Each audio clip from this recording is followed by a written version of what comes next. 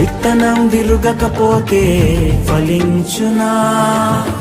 కష్టాలే లేకపోతే కిరీటమే వచ్చునా? శ్రమలే నా అతిశయం, శ్రమలోనే ఆనందం, శ్రమలయందే ఉత్సాహం, విశ్వాసమే నా బలం. శ్రమలే నా అతిశయం, శ్రమలోనే ఆనందం, శ్రమలయందే ఉత్సాహం, విశ్వాసమే నా బలం.